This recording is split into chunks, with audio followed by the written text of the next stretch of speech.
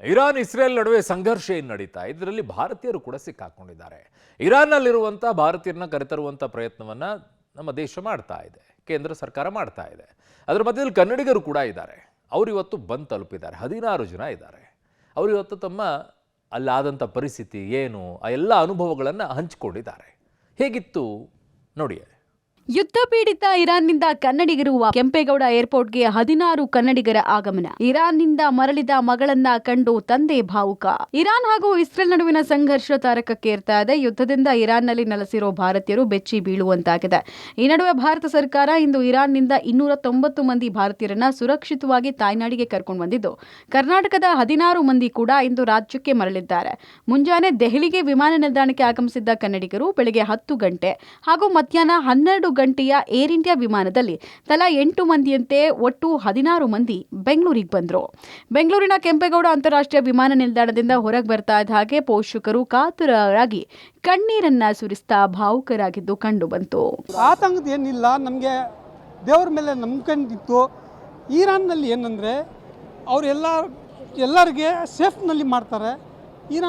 Iran ಯಾರು ಓದು ಕೆಟ್ಟದ್ದೇನಿಲ್ಲ ಅಲ್ಲಿ. ಅದಕ್ಕೆ ನಾವು ಅಲ್ಲಿ ಕಳಿಸಿರೋದು. ನಮಗೆ ದೇವ್ರ ಮೇಲೆ ಇದು ಇತ್ತು, ಕಾನ್ಫಿಡೆನ್ಸ್ ಇತ್ತು, ಇರಾನಲ್ಲಿ ಅವರು ಸೇಫ್ನಲ್ಲಿ ಇರ್ತಾರಂತ. ಅವರೆಲ್ಲರೂ ಇರಾನ್ ಕಡೆ ಎಲ್ಲರೂ ಇರಾನ್ ಎಂಬೆಸಿ ಎಲ್ಲರೂ ಸೇಫ್ನಲ್ಲಿ ಮಾಡಿಕೊಂಡು ನಮ್ಗೆ ಇಲ್ಲಿವರೆಗೆ ಕಳಿಸಿದ್ದಾರೆ. ತುಂಬ ಸಂತೋಷ ಆಗ್ತಾ ಇದೆ. ಬೆಂಗಳೂರಿಗೆ ಮರಳಿದ 16 ಮಂದಿಯೂ ಕೂಡ ಚಿಕ್ಕಬಳ್ಳಾಪುರ ಜಿಲ್ಲೆಯ ಗೌರಿಬಿದನೂರು ತಾಲೂಕಿನ ಅಲಿಪುರದ ನಿವಾಸಿಗಳಾಗಿದ್ದಾರೆ. ಅಲಿಪುರದಿಂದ ದೂರದ ಇರಾನ್ನಲ್ಲಿ MBBS ವ್ಯಾಸಂಗ ಮಾಡೋಕೆ ತೆರಳಿದ್ದ ಮಗಳು ಜೈನಬಿ ಬರ್ತಾ ಇದ್ದ ಹಾಗೆ ತಂದೆ ದೌಲತ್ ಹುಸೇನ್ ಭಾವುಕರಾದ್ರು. ಮಗಳನ್ನ ಅಪ್ಪಿ ತಪ್ಪಿ ಮುದ್ದಾಡಿ ಕಣ್ಣೀರ್ ಹಾಕಿ ಸಂತಸಗೊಂಡ್ರು. ಮನೆ ಪಕ್ಕದಲ್ಲೇ ಬಾಂಬ್ ಬೀಳ್ತಿದ್ವು, ಕಿಟಕಿ ಬಾಗಿಲು ಅಲುಗಾಡ್ತಿದ್ವು. ಯುದ್ಧದ ಭೀಕರತೆ ಬಿಚ್ಚಿಟ್ಟ ಕನ್ನಡಿಗರು ದೆಹಲಿಯಿಂದ ಬೆಂಗಳೂರಿಗೆ ತಮ್ಮದೇ ಕ್ಷೇತ್ರದ ಅಲಿಪುರದ 16 ಮಂದಿಯನ್ನ ಗೌರಿಬಿದನೂರು ಶಾಸಕ ಪುಟ್ಟಸ್ವಾಮಿಗೌಡ ಆಗಮಿಸಿ ಹೂಮಾಲೆ ಹಾಕಿ ಬರಮಾಡಿಕೊಂಡಿದ್ರು. ಇನ್ನು ಕಳೆದ 6 ವರ್ಷಗಳ ಹಿಂದೆ ಸೇಬು ವ್ಯಾಪಾರಕ್ಕಾಗಿ ಇರಾನ್ಗೆ ತೆರಳಿದ್ದ ಕುಟುಂಬವು ವಾಪಸ್ಸಾಗಿದೆ. ಮಗ, ಸೊಸೆ, ಹೆಂಡತಿ, ಮೊಮ್ಮಕ್ಕಳ ಜೊತೆಗೆ ನೆಲೆಸಿದ್ದ ಮೊಹಮ್ಮದ್ ಆಗ ಕುಟುಂಬ ಸುರಕ್ಷಿತವಾಗಿ ವಾಪಸ್ಸಾಗಿದೆ. ನಮ್ಮ ಮನೆ ಪಕ್ಕದಲ್ಲೇ ಬಾಂಬ್ಗಳು ಬೀಳ್ತಾ ಇದ್ವು, ಕಿಟಕಿ ಬಾಗಿಲುಗಳು ಅಲುಗಾಡ್ತಾ ಇದ್ವು. ನಾವೆಲ್ಲ ಸಾಕಷ್ಟು ಭಯಭೀತರಾಗಿದ್ವು. ಆದರೆ ಈಗ ನಮ್ಮ ಭಾರತ ಹಾಗೂ ಕರ್ನಾಟಕ ಸರ್ಕಾರ ಜೊತೆಯಾಗಿ ನಮ್ಮನ್ನು ಸುರಕ್ಷಿತವಾಗಿ ಕರೆತಂದಿದ್ದು ಸರ್ಕಾರಗಳಿಗೆ ಧನ್ಯವಾದಗಳನ್ನ ಅರ್ಪಿಸಿದ್ರು. ಸುಮಾರು ನಾವು 6 ವರ್ಷದಿಂದ ಅಲ್ಲೇ ಇದ್ದೀವಿ. ನಾವು ಬಿಸ್ನೆಸ್ ನಡೀತಾ ಇದ್ದೀವಿ. ಅಲ್ಲಿಂದ ಆಪಲ್ ಮತ್ತು ಕಿವಿ ಇಲ್ಲಿಗೆ ಬರ್ತಾಯಿದೆ, ಮತ್ತು ಇಲ್ಲಿಂದ ಬನಾನಾ ಹೋಗ್ತಾಯಿದೆ ಅಲ್ಲಿಗೆ ಇರಾನ್ನಾಗೆ. ಎಲ್ಲ ಬಿಸ್ನೆಸ್ ಎಲ್ಲ ನಡೀತಾ ಇದ್ದು. ವಾರ ಮುಂಚೆ ಇಸ್ರೇಲಿಂದ ಅಟ್ಯಾಕ್ ಆಯಿತು ಇರಾನ್ನಾಗೆ.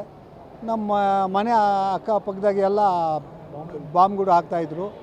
ನಮ್ಮ ಮಿಸೈಲ್ ಎಲ್ಲ ನಮ್ಮ ಇದು ಕಿಟಕಿ ವಿಂಡೋಸ್ ಎಲ್ಲ ಶೇಕ್ ಆಗ್ತಾಯಿತ್ತು, ದಡ ಅಂತ ಭಾಳ ತೊಂದರೆ ಇತ್ತು. ಆಮೇಲೆ ನಮ್ಮ ಇಂಡಿಯನ್ ಅಂಬಾಸಿ ಅವರು ಇದ್ದಾರಲ್ಲ, ಅವರೆಲ್ಲ ಫೋನ್ ಮಾಡಿದರು, ನೀವು ಎಲ್ಲ ಹೆಸರುಗಳು ಎಲ್ಲ ಇದು ಮಾಡಿ ನಾವು ಕರ್ಕೊಂಡು ಹೋಗ್ತೀವಿ ಅಂತ.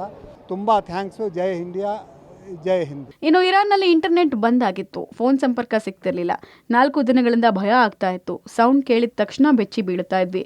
ನಾವು ಜೀವಂತ ಉಳಿತೀವ ಎಂಬಷ್ಟು ಭೀತಿ ಉಂಟಾಗಿತ್ತು ಅಂತ ಇರಾನ್ನಿಂದ ಮರಳಿದ ಕನ್ನಡಿಗರೊಬ್ಬರು ಭೀಕರತೆಯನ್ನು ಬಿಚ್ಚಿಟ್ಟಿದ್ದಾರೆ. 4-5 ದಿವಸದಿಂದ ಕಾಂಟ್ಯಾಕ್ಟ್ಸ್ ಇರಲಿಲ್ಲ, ನೆಟ್ ಇರಲಿಲ್ಲ. ಅಲ್ಲಿ ಇಂಟರ್ನೆಟ್ ಎಲ್ಲ ಫುಲ್ ಬಂದಿತ್ತು ಇರಾನಲ್ಲಿ, ಅದಕ್ಕೆ ಕಾಂಟ್ಯಾಕ್ಟ್ಸ್ ಆಗಿಲ್ಲ. ಬಟ್ ಡೈರೆಕ್ಟ್ ಕಾಲ್ ಮಾಡಿದ್ರೆ ಜಾಸ್ತಿ ಇದು ಹೋಗ್ತಾ ಇಲ್ಲ, ಅದು ಭಯ ಆಗ್ತಾಯಿತ್ತು ಸರ್. ಒಂದು ಸೌಂಡ್ ಬಂದ್ರೂ ಭಯ, ಒಂದು ಆಂಬುಲೆನ್ಸ್ ಸೌಂಡ್ ಬಂದರೆ ಭಯ, ಆ ಥರ ಇತ್ತು ನಮಗೆ. ರಾತ್ರಿ ನಿದ್ದೆ ಇಲ್ಲ, ಆ ಥರ ಇತ್ತು.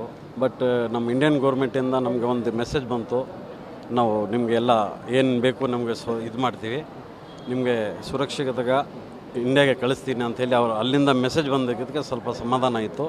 3 ದಿವಸದಿಂದ ಇಂಡಿಯನ್ ಅಂಬಾಸಿ ಅವರು ನಮಗೆ ಹೆಲ್ಪ್ ಮಾಡಿ ನಿನ್ನೆ ಇಲ್ಲಿ ಕಳಿಸಿದ್ದಾರೆ. ಇರಾನ್ನಿಂದ 16 ಮಂದಿ ಸುರಕ್ಷಿತವಾಗಿ ಆಗಮಿಸಿದ್ದು ಅವರ ಕುಟುಂಬಸ್ಥರಲ್ಲಿ ಸಂತಸ ಮನೆ ಮಾಡಿದೆ. ಆದರೆ ಇರಾನ್ನಲ್ಲಿ ಇದೇ ಅಲಿಪುರ ಗ್ರಾಮದ 90ಕ್ಕೂ ಹೆಚ್ಚು ಮಂದಿ ಇರೋ ಮಾಹಿತಿ ಸಿಕ್ಕಿದ್ದು, ಅವರು ಕೂಡ ನಾಳೆ ಅಥವಾ ನಾಡಿದ್ದು ಭಾರತಕ್ಕೆ ಬರಲಿದ್ದಾರೆ ಅಂತ ಕುಟುಂಬಸ್ಥರು ತಿಳಿಸಿದ್ದಾರೆ. ಮುದ್ದು ಕೃಷ್ಣ, ಪಬ್ಲಿಕ್ ಟಿವಿ, ಚಿಕ್ಕಬಳ್ಳಾಪುರ.